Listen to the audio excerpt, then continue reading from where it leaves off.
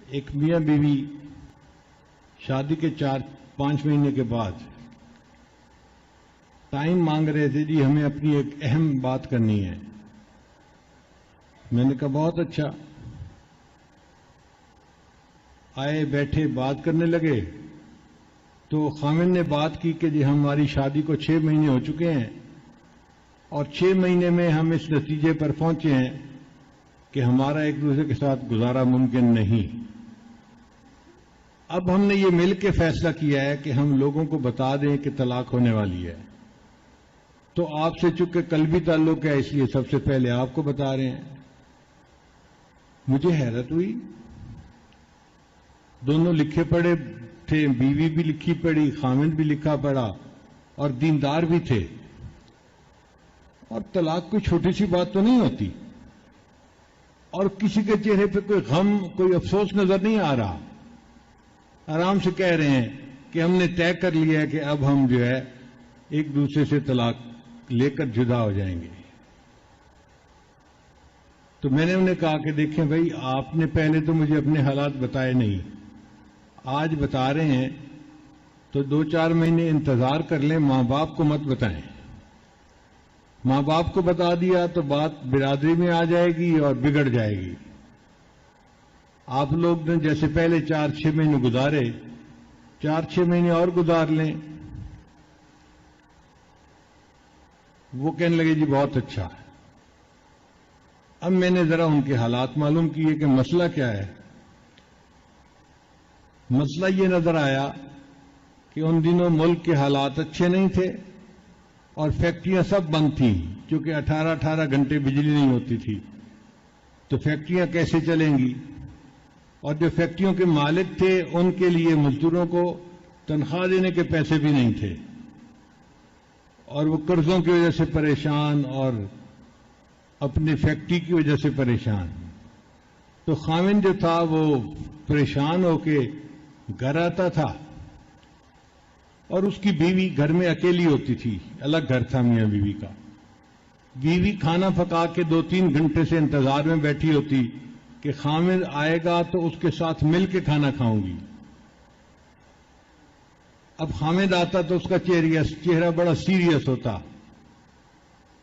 تو بیوی سمجھتی شاید میں اسے پسند نہیں، اس لیے میرے پاس بڑے سیریس چہرے کے ساتھ آتا ہے۔ عورتوں میں گمان لگانے کی عادت تو ہوتی ہے۔ اب جب خامن سیریس ہوتا تو بیوی بھی آگے سے اکھڑ کی بات کرتی، تو ایک دوسرے کے ساتھ نوک جھونک ہونی شروع ہو جاتی، سارا دن بس لڑتے ہی گزر جاتے۔ آپس میں وہ فرسٹ کزن بھی تھے، تو بیوی کو بھی بڑا مان تھا کہ میں کسی کم خاندان سے تو نہیں آئی ہوئی، اگر اس کا باپ فیکٹری اونر ہے تو میرا باپ بھی فیکٹری والا ہے، اگر یہ ایم اے پاس ہے تو میں نے بھی ایم اے کیا ہوا ہے، میں کس درجے میں کم ہوں؟ اگر یہ خوبصورت ہے تو میں اس سے زیادہ خوبصورت ہوں۔ باتیں ساری ٹھیک تھیں، مگر ان کی آپس میں بن نہیں رہی تھی۔ 6 مہینے سے آپس میں لڑائی جھگڑا، باتیں ہر وقت کی۔ خیر جب مجھے اندازہ ہو گیا تو میں نے خامند کو سمجھایا کہ دیکھو بھائی، کاروبار کا نفع نقصان الگ چیز ہوتی ہے۔ آپ جب اپنے دفتر کو بند کیا کریں نا، تو دفتر کی پریشانیوں کو اندر ڈال کے تالا لگا دیا کریں، وہ پریشانیاں گھر لے کے نہ آیا کریں۔ گھر والوں کا کیا قصور ہے؟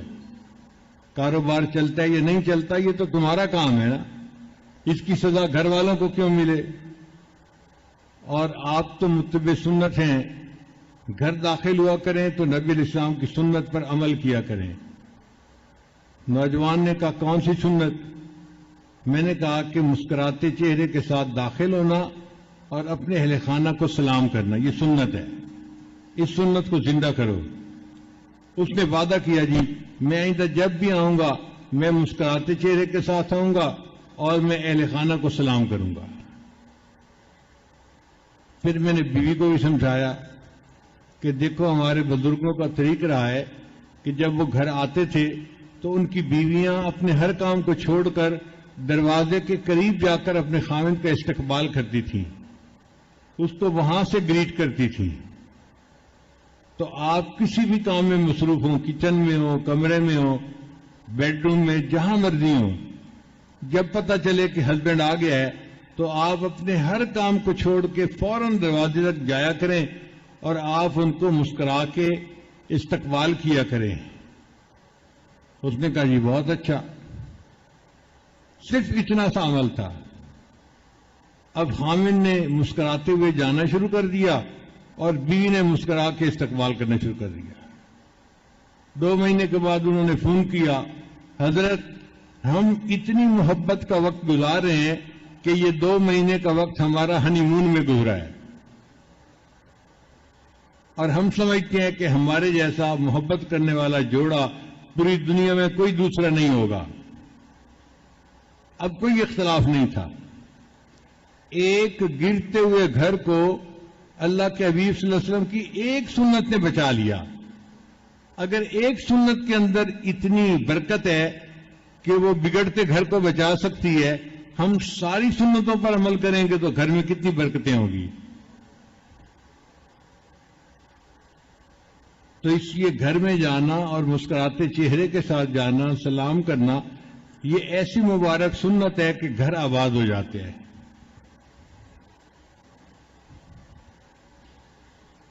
لاہور کا ایک نوجوان تھا، شادی کے کوئی 1 مہینے بعد مجھے ملا.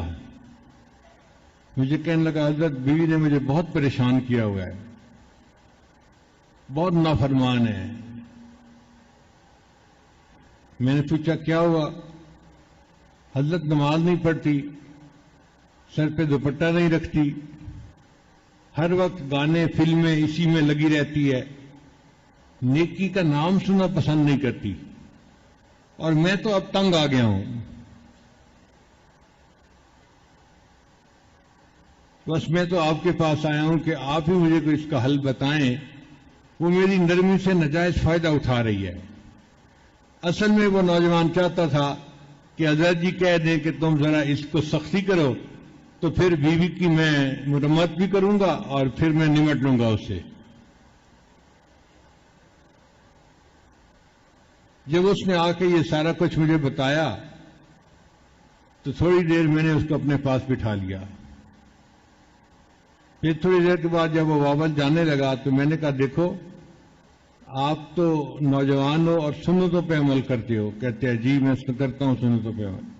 میں نے کہا ایک سنت پہ عمل کرنا کہ جاتے ہوئے مٹھائی کا ڈبہ گھر لے جانا،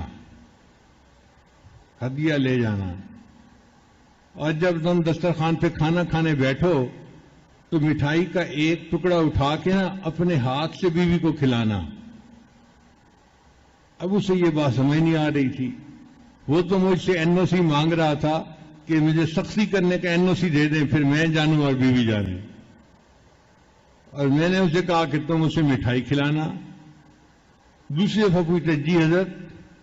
میں نے کہا میں فارسی نہیں بول رہا، اردو میں بات کر رہا ہوں کہ اپنے ہاتھ سے مٹھائی کا ٹکڑا بیوی کے منہ میں ڈالنا، اس کو کھلانا. اب وہ چپ ہو گیا، چلا گیا. اللہ کی شان دیکھیں جی کہ اس نے بات پہ عمل کیا، مٹھائی کا ڈبہ خریدا اور گھر جا کے بیوی کو کہا کہ یہ میں آپ کے لیے لایا ہوں.